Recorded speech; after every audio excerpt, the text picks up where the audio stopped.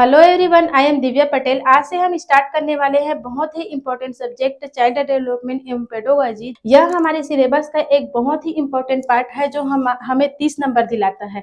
इसे हम कवर कर ले तो हमें आसानी से 30 नंबर प्राप्त हो सकता है और एक टीचर के लिए बहुत ही इम्पोर्टेंट है। इसमें बच्चों के विकास, वृद्धि, उनके व्यक्तिगत भिन्नता और उनके सीखने की गति, रुचि, इसके बारे में बताया गया है, जिसे एक टीचर को समझना बहुत ही आवश्यक है, जिससे वह अपने शिक्षण को प्रभावी और रुचिपूर्ण बना सके। क्योंकि एक शिक्षक को एक बच्चे से परस्पर अंतःक्रिया करना पड़ता है, तो इस अंतःक्रिया को रुचिपूर्वक बनाने के लिए यह सब्जेक्ट पढ़ना जरूरी है।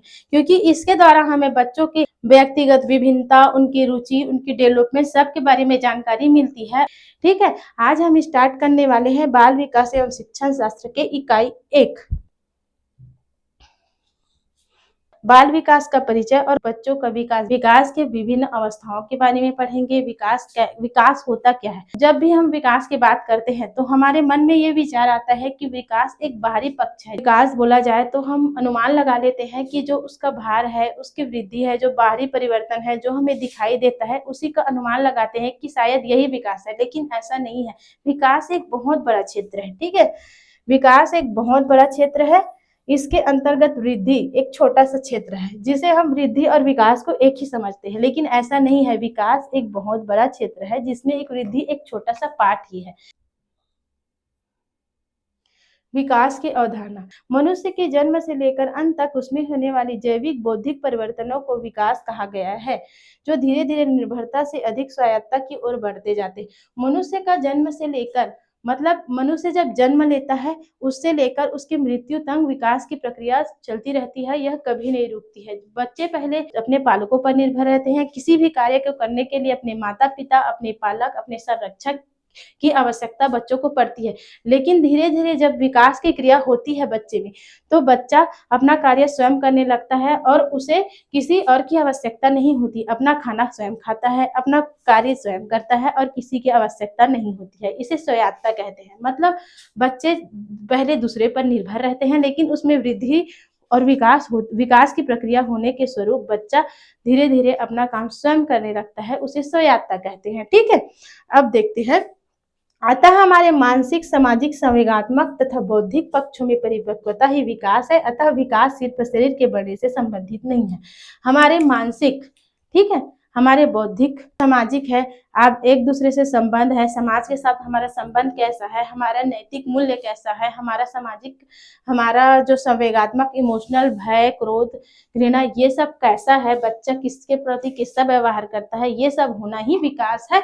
अतः विकास सिर्फ शरीर के भार बढ़ने से या विकास सिर्फ वृद्धि से ही संबंधित नहीं है। मैंने बताया है कि विकास के अंतर्गत वृद्धि एक छोटा सा पार्ट है।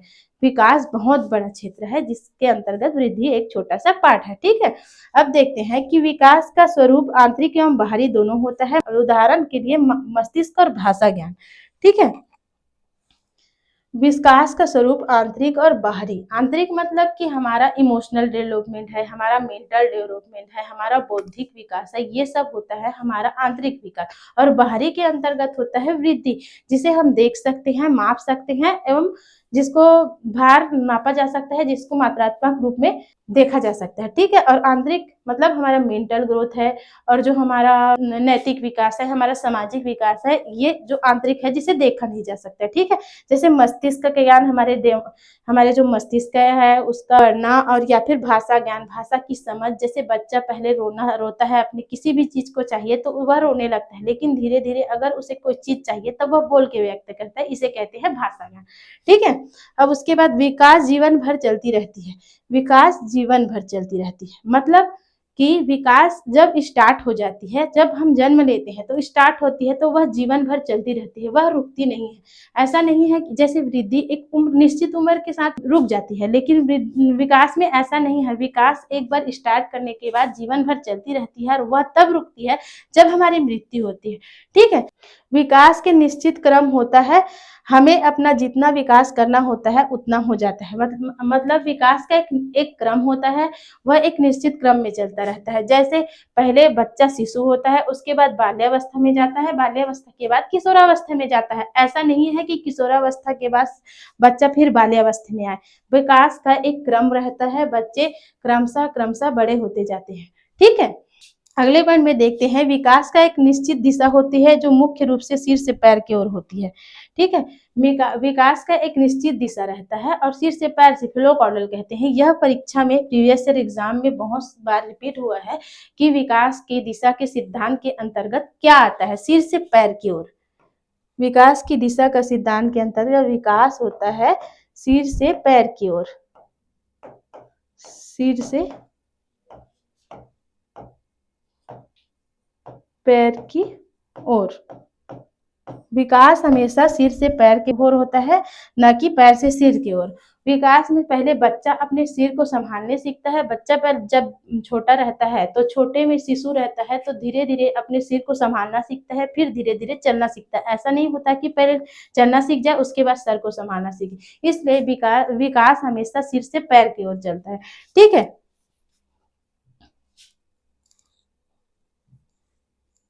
अब अगले पॉइंट में देखते हैं, विकास से हम सीधे सीधे मापन नहीं कर सकते।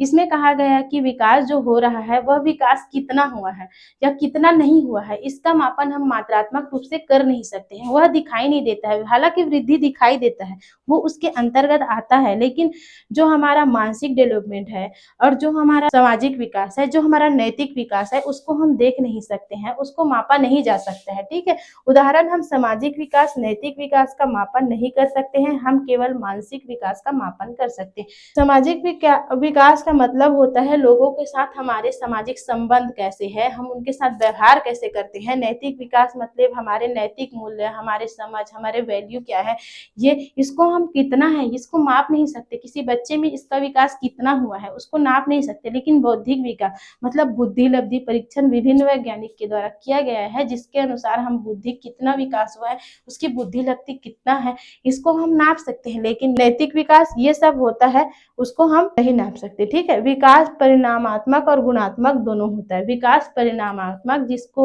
जिसका परिणाम हमें दिखाई देता है, जिसके अंतर्गत वृद्धि आता है, और गुणात्मक जिसको हम देख नहीं सकते, अर्थात सामाजिक विकास और नैतिक विकास, ये दोनों होता है। ठीक है, ये बार बार रिपीट होता है कि विकास क्या होता है, परिणामात्मक होता है, गुणात्मक होता है, या परिणामात्मक या गुणात्मक होता है। इसमें इसको सेलेक्ट करना है कि विकास परिणामात्मक और गुणात्मक दोनों होता है। ठीक है, अब अगले पॉइंट में देखते हैं कि विकास संगठनात्मक तरीके से होता है, क्योंकि विकास सभी विकास का एक संगठन होता है। इसमें कहा गया है कि विकास संगठन होता है, उसका शारीरिक विकास, नैतिक विकास, सामाजिक विकास सभी एक दूसरे से जुड़े होते हैं, ये एक दूसरे से अलग नहीं होता है, और एक का विकास नहीं होने से दूसरा पक्ष प्रभावित होता है। जैसे हमारा सामाजिक विकास, सामाजिक नैतिक विकास अच्छा से नहीं हो पाया है, तो इससे हमारे बौद्धिक विकास पर भी प्रभाव पड़ता है। वह एक संगठन है, सभी एक साथ चलता रहता है, इस विकास का नाम ही संगठन है। ठीक है, विकास वृद्धि के बिना भी संभव है, क्योंकि कुछ व्यक्तियों का आकार, ऊंचाई व भार नहीं बढ़ता, परंतु उसके नैतिक विकास, सामाजिक विकास, बौद्धिक विकास अवश्य होता है। विकास ये प्रक्रिया तब भी चलती रहती है जब वृद्धि नहीं होता।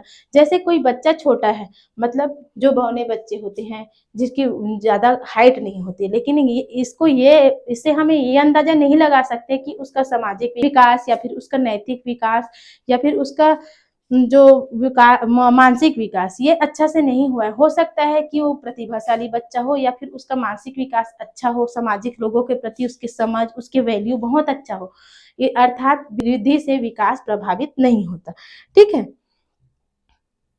अब अगले पॉइंट में वृद्धि। अब विकास को तो हमने अच्छे से पढ़ लिया कि विकास मात्रात्मक और गुणात्मक दोनों होता है। विकास एक निश्चित दिशा का पालन करता है, विकास को हम माप नहीं सकते हैं।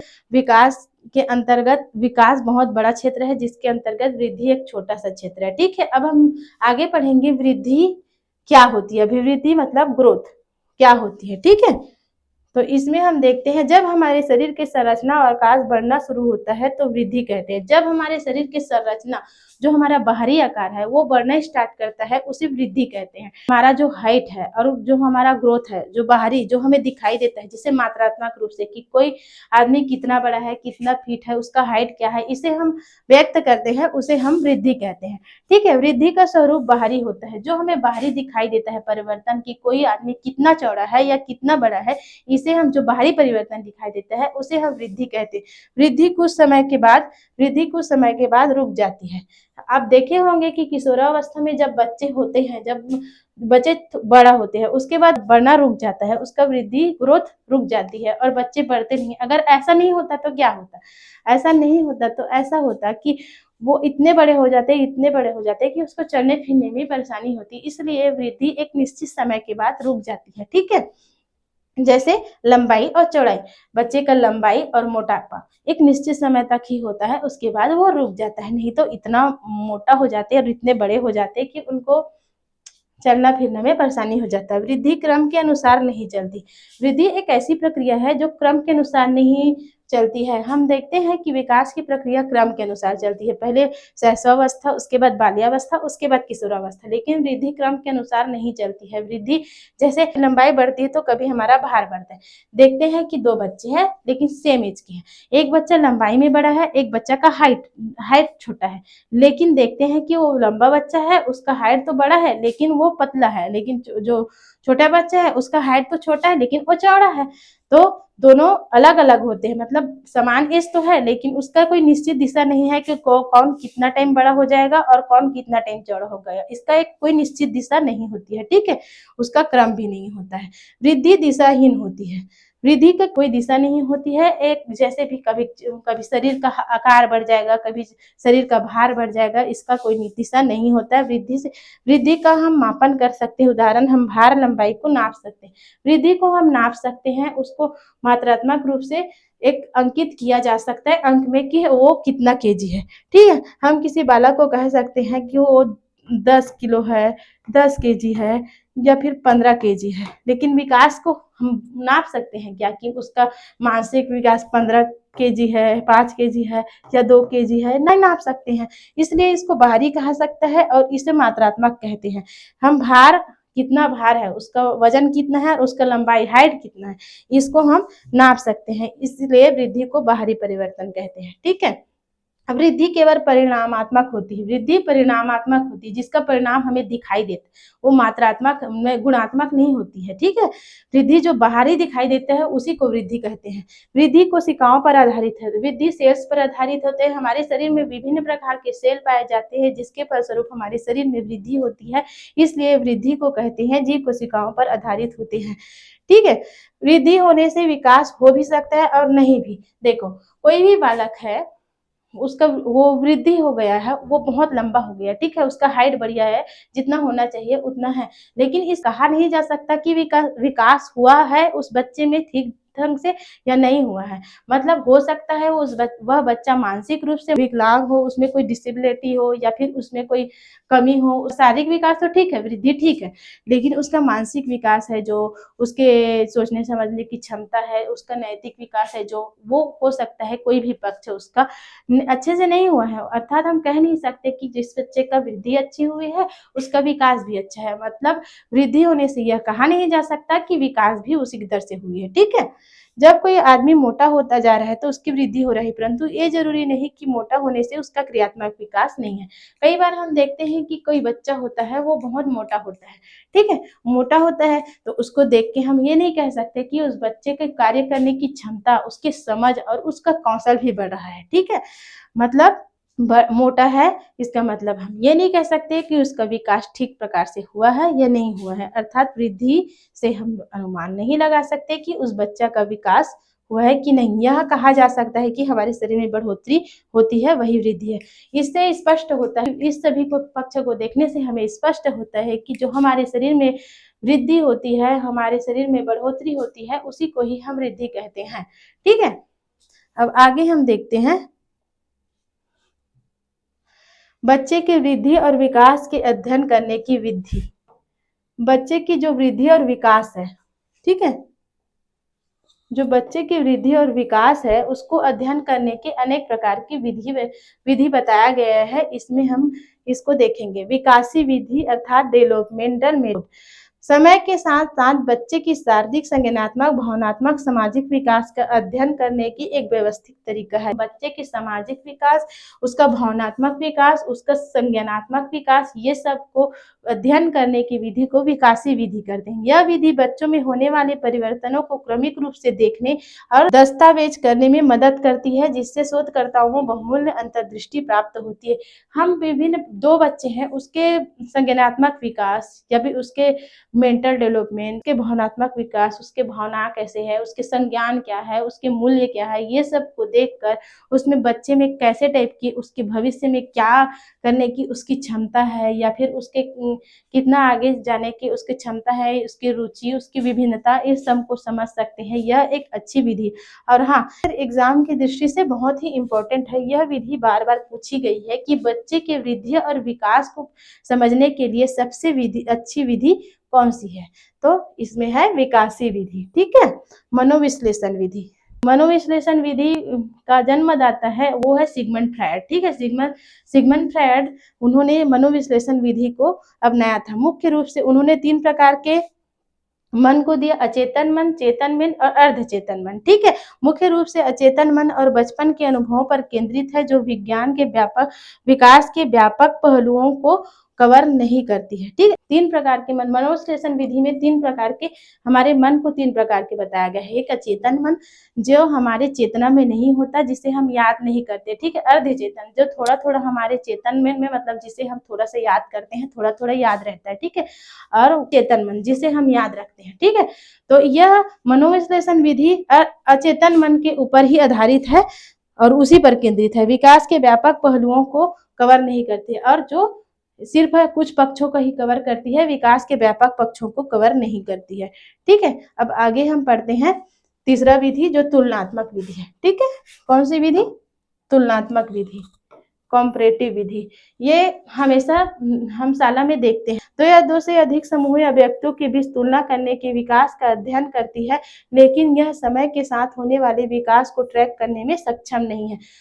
2 या 2 से अधिक समूह हैं, समूह बना लिए, उसमें से दोनों समूह में कितना विकास हुआ है, कितना नहीं हुआ है, उसका वृद्धि कितना हुआ है, इस समूह में ऐसे टाइप की परिस्थिति में रखा गया तो ये समूह में कितना हुआ है और ये समूह में कितना विकास और वृद्धि हुआ है, इसको तुलना करने के लिए दोनों समूह में आपस में कंपेयर करना ही तुलनात्मक विधि है। इसमें बच्चों में होने वाले विकास को ट्रैक करने में यह सक्षम नहीं है। सांख्यिकी विधि। ठीक है।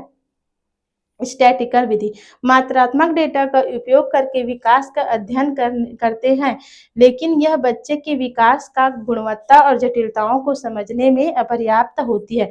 मात्रात्मक डेटा जो होता है उसको उपयोग करके हम इसका अध्ययन करते हैं, लेकिन यह उसकी गुणवत्ता देखो मात्रात्मक गुणवत्ता मतलब जो कि दिखाई देता है वृद्धि जैसे, उसका उपयोग करके हम इस विधि का अध्ययन करते हैं, लेकिन उसकी गुणवत्ता जो आंतरिक होती है, बाहर दिखाई देती है, वो तो मात्रात्मक है जो बाहरी रूप है, लेकिन जो आंतरिक गुणवत्ता होती है उसकी जटिलता होती है कि किस प्रकार के जटिलताओं से वो विकास हुआ है या फिर कैसे प्रकार के उसका विकास की जो दर है या फिर मात्रा है, इसको समझने में यह विधि सांख्यिकी विधि अपर्याप्त है। एक बच्चे की वृद्धि और विकास के अध्ययन के लिए विकासी विधि सबसे अच्छी है। मैंने बताया है ऊपर में कि विकासी विधि वृद्धि और विकास को बच्चे के समझने के लिए सबसे अच्छी विधि है, जो प्रीवियस ईयर क्वेश्चन में पूछा गया है और एग्जाम के विषय विकासी विधि बहुत ही इंपॉर्टेंट है और यह सबसे अच्छी विधि है बच्चे के वृद्धि और विकास को समझने के लिए।